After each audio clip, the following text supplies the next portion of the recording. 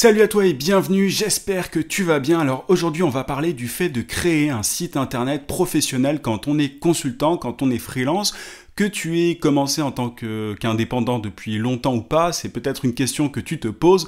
Alors je vais être très clair dès le début, je vais pas te parler de site internet Wix ou Squarespace ou je sais pas quoi, mais principalement de sites internet sous WordPress. Et WordPress c'est le CMS le plus utilisé, donc il y a aucun intérêt vraiment d'utiliser autre chose, et en plus WordPress est ultra personnalisable, enfin c'est le truc le plus utilisé, donc il n'y a aucune raison que tu ailles sur Wix ou Squarespace comme certaines personnes le font, ça n'a vraiment aucun intérêt. Donc je vais parler principalement de WordPress. Alors pourquoi est-ce que je te parle de ça ?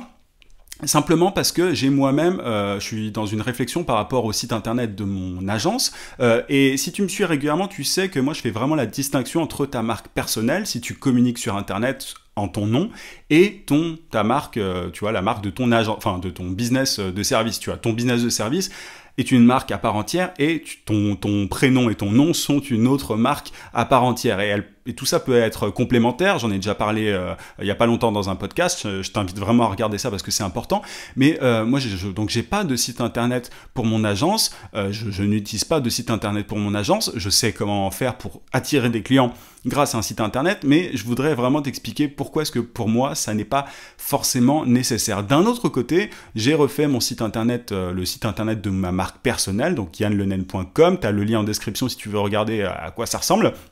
D'ailleurs, j'en profite pour remercier Antoine et Fanny. Fanny a fait un super design pour mon site, vraiment sur mesure, et ça claque, moi j'adore. En tout cas, n'hésite pas à me dire en commentaire ce que tu en penses. Et Antoine a fait l'intégration, il a fait tout le dev, donc merci à eux deux, et je mets leur lien en description d'ailleurs si tu as envie de faire appel à eux pour du design, et pour ça il y a Fanny, ou du dev, pour ça il y a Antoine. Donc parenthèse refermée, mais j'ai refait mon site internet pour ma marque perso. J'ai déjà dit récemment que c'est bien d'avoir un site internet pour ta marque perso, et il faut créer du contenu pour ta marque perso, mais c'est pas nécessaire quand tu as un business de service à côté. Il faut vraiment faire la distinction. Je viens de refaire mon site internet yanlenen.com parce que ça fait un petit temps déjà que je communique sur les réseaux sociaux en mon nom. Cette chaîne YouTube, si tu es sur YouTube, ou ce podcast grossissent vraiment c'est assez rapide, tu vois, c'est plus rapide en tout cas que ce que je pensais. Donc je me suis dit qu'il était temps de faire un beau site internet sur mesure pour pouvoir ensuite aller un cran plus loin. Mais toi, ce qui t'intéresse aujourd'hui, si tu es prestataire de service, si tu vends tes services, c'est est-ce qu'un site internet, c'est important maintenant ? Genre, en fait, je vois tellement de petits freelances, entre guillemets, de freelances qui débutent, qui se créent un site internet, qui ont cette obsession du site internet que j'avais envie vraiment de faire cette vidéo. Ça n'est pas important au début de se créer un site internet, tout comme ce n'est pas important de créer une société. Je sais que c'est pas très bien de le dire, mais au début, quand tu vends tes services, c'est pas très grave si tu gagnes quelques centaines d'euros, de pas forcément. Enfin, il faut se déclarer évidemment. Tu vois, j'ai pas envie d'être pris en porte-à-faux par rapport à ça. Il faut se déclarer, mais si tu débutes, si vraiment t'es à tes tout débuts et que tu testes et tout, n'est pas l'obsession de la forme, n'est pas l'obsession du juridique, de la paperasse, de machin. Je suis impressionné vraiment par le nombre de personnes qui pensent à la forme plutôt qu'au fond. Il y a beaucoup de gens qui se créent un site internet et quand tu vas dessus, c'est drôle parce que tu comprends pas en fait ce qu'ils font. Et donc les gens ont l'impression que parce qu'ils vont se créer un site internet, les clients vont arriver. Parce qu'ils vont créer un site internet, ils vont créer prénomnom.com, les gens vont arriver dessus. Je sais même pas si toi tu savais que j'avais un site internet pour ma marque perso. Les gens ne viennent pas directement sur ton site internet si tu ne mets pas en place plusieurs stratégies. Donc le site internet, vraiment au début pour moi c'est pas utile, et j'ai décroché beaucoup de clients à plusieurs milliers d'euros par mois sans avoir de site internet. Tu sais comment est-ce que je fais pour décrocher des clients ? Moi aujourd'hui je les décroche concrètement grâce à LinkedIn, grâce aux emails, grâce au téléphone, mais je n'ai jamais eu besoin d'un site internet jusqu'à aujourd'hui. Là, je suis en train de réfléchir. Tu vois, au bout d'un moment, quand tu as passé un certain palier, quand tu es arrivé à une certaine étape, quand tu as bien avancé, tu peux te dire, bon, là, avoir un site internet, c'est peut-être quelque chose qui va me permettre d'aller plus loin. Pourquoi est-ce que je te dis ça ? Moi, j'ai beaucoup de rendez-vous actuellement avec des prospects, et dans certains cas, mais c'est vraiment une minorité, il y en a qui me demandent est-ce que vous avez une plaquette. Enfin, j'en ai déjà parlé cette semaine de ça, faut jamais envoyer de devis ou de plaquettes sans avoir eu le consentement de la personne au téléphone avant, mais il y a quelques personnes, tu le sens, tu sens qu'elles ont besoin de voir un truc un peu concret avant d'aller au téléphone ou avant de pousser la relation un petit peu plus loin. Mais c'est une minorité. Si ta promesse intéresse fondamentalement vraiment les business à qui tu t'adresses en face, crois-moi, avoir un site internet, c'est pas important, et j'en ai pas eu besoin, j'en ai jamais eu besoin. Tout ce dont j'ai eu besoin, c'est d'expliquer les choses très clairement, mais j'ai jamais vraiment eu besoin de site internet. Et là, parce que je suis en train de passer à un certain stade, vu que j'ai beaucoup de rendez-vous et tout, je me dis, ce serait pas mal d'avoir un site internet pour me mâcher un petit peu le travail, parce que j'ai tellement de rendez-vous aujourd'hui, je me dis, bon, bah, soit je me calme et c'est volontaire, ou alors je filtre un petit peu entre guillemets, et tu vois pourquoi est-ce que, enfin, c'est pas du tout ce que tu penses. Je veux un site internet pour filtrer les appels qui ne seraient pas forcément intéressants. Parce que ça te permet d'écrémer les prospects qui ne sont pas dans ton cœur de cible. Il m'arrive encore aujourd'hui des fois de manquer d'informations et donc de prendre quelqu'un au téléphone pour pouvoir voir s'il est intéressé, enfin pour pouvoir voir si mutuellement ça peut être un bon fit, tu vois, si mes services peuvent convenir à la personne et si la personne peut me convenir. Donc je prends pas mal de gens au téléphone et parfois il me manque des informations, du coup je les prends au téléphone et je me rends compte au téléphone finalement que elles sont pas dans mon cœur de cible. Alors que si j'avais un site internet qui donnait tous mes critères, tu vois, j'avais déjà parlé de ma politique du videur de boîte de nuit, il s'agit vraiment d'écrémer un maximum de prospects pour avoir justement la crème au téléphone, pour ne pas perdre de temps. Donc un site internet peut aider au bout d'un moment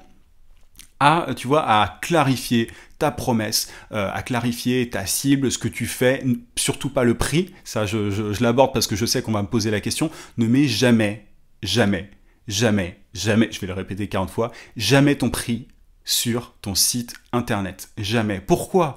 Parce que concrètement, c'est du sur-mesure. Si tu mets ton prix, et ça rejoint un petit peu un des podcasts que j'ai fait dans la semaine, c'est un peu comme si tu disais, choisissez-moi par rapport à mon prix. Moi, je ne veux pas que les gens avec qui je travaille aient un problème par rapport au prix. Je ne veux pas que le prix soit un élément de décision. Il ne faut pas que ce soit important. Il faut qu'ils aient un vrai problème et qu'ils voient que je suis capable de le résoudre. Mais le prix n'entre absolument pas en compte. Si le prix rentre en compte, et je l'ai dit très souvent, en général, quand les gens me demandent c'est combien, avant même qu'on parle au téléphone, s'ils me demandent combien c'est par email ou quoi, je leur dis en général, quand quelqu'un m'approche en me demandant le prix, c'est que je suis trop cher pour lui. Désolé. Et enfin, en gros, c'est ce que je dis. Donc j'écrème. Donc dès que le prix est un problème, concrètement, j'élimine ce prospect.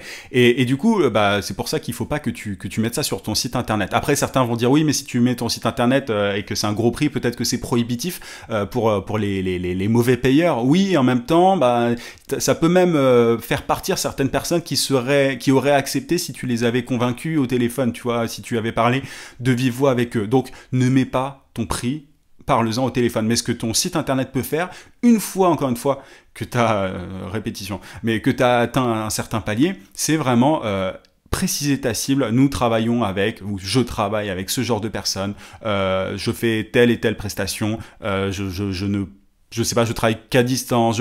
En fait, tu vois, il s'agit vraiment d'avoir une espèce de petite carte qui permette aux prospects en face, aux plus curieux, encore une fois, parce que ce sont pas la plupart des clients qui te demandent un site internet. Vraiment, il y a personne qui me demande de site internet, moi. Et c'est marrant parce que quelqu'un de ma famille me disait, mais t'as pas de site, t'as pas de, tu vois, même j'ai pas, c'est marrant parce que certaines personnes du coup me disent oui, mais c'est quoi le nom de ton agence et tout. J'ai un nom, mais je ne l'ai même pas formalisé. Aujourd'hui, je suis encore en tant qu'entrepreneur individuel. D'ailleurs, je paye beaucoup trop d'impôts par rapport à ça. Il faut que je passe en SASU. Mais bref, c'est un autre sujet, mais j'ai toujours pas formalisé ça parce que je me demande si je vais pas partir bientôt, etc. Bref, c'est un autre sujet, mais du coup, la forme n'est pas importante. Tu peux avoir un business qui fonctionne très très bien sans site internet, sans avoir un statut de SASU ou je ne sais quoi. Pour certaines personnes, peut-être que ça sera pas assez sérieux, je ne sais quoi, mais moi je veux pas travailler avec ces personnes-là. Je veux travailler uniquement avec les personnes qui sont conscientes que je peux leur avoir des résultats, qui sont prêtes à échanger par rapport à ça et qui vont comprendre que je peux leur avoir des résultats. Donc le site internet, au début, quand tu te lances, c'est pas important. Et vraiment, la raison pour laquelle je fais ce podcast, c'est qu'il y a beaucoup trop de personnes qui, par automatisme, en fait, quand ils se lancent en tant que consultant, en tant que freelance, ils vont s'inscrire à Malte, enfin, tu vois, ce genre de site, ces plateformes pour freelance, et en même temps se créer un site internet. Quand tu vas sur le site, et il y a certaines personnes parfois qui partagent leur site internet sur mon groupe Facebook, qui est un groupe d'entraide, tu as le lien en description si ça t'intéresse, il y a parfois des gens qui partagent leur site internet, et tu vas sur le site et tu te demandes en fait, quel est l'élément différenciant?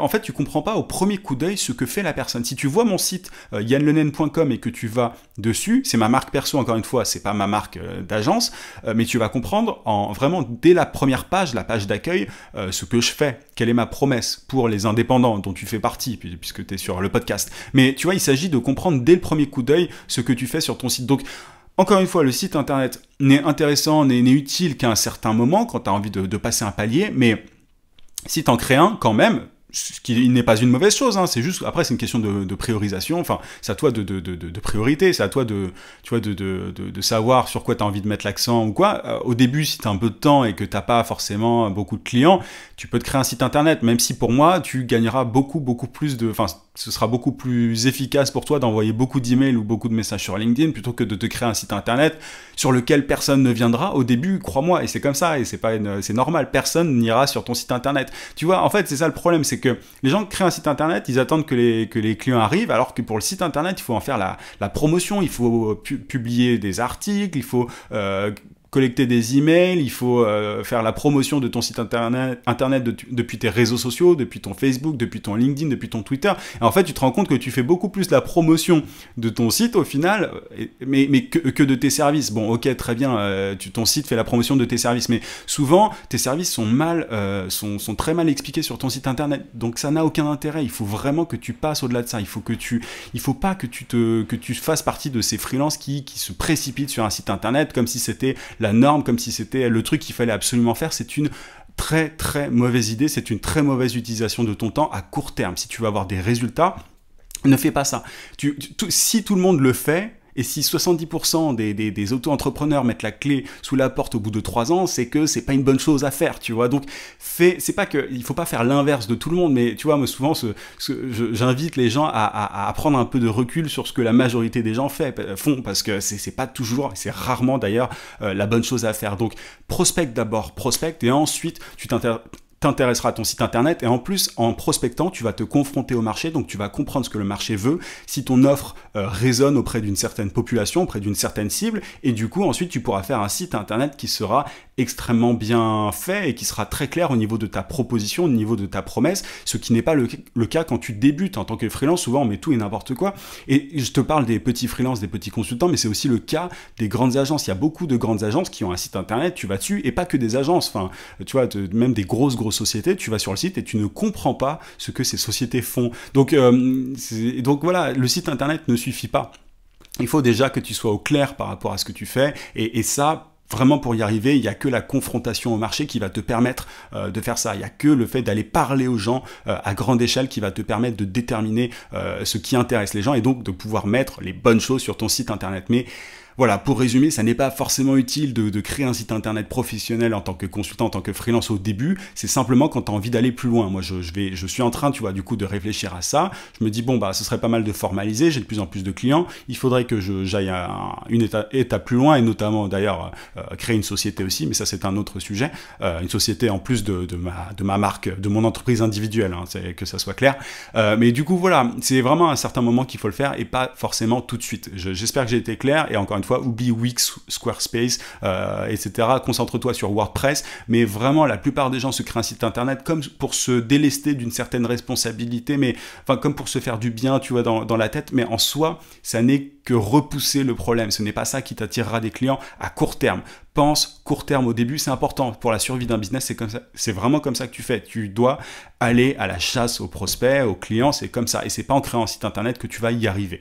Voilà un petit peu ce que je voulais te dire. J'espère que c'était clair. Je pense que ça l'était. N'hésite pas à mettre un gros pouce si tu es sur YouTube et à t'abonner à la chaîne si ce n'est pas déjà fait. Je te rappelle aussi que tu peux télécharger ma formation vidéo gratuite pour trouver des clients rapidement en freelance. Pour ça, tu cliques juste en haut sur le i si tu es sur YouTube. Sinon, tu as le lien en description. Je te dis à demain, 18h comme d'habitude. En attendant, n'oublie pas, vie sans limite. À plus.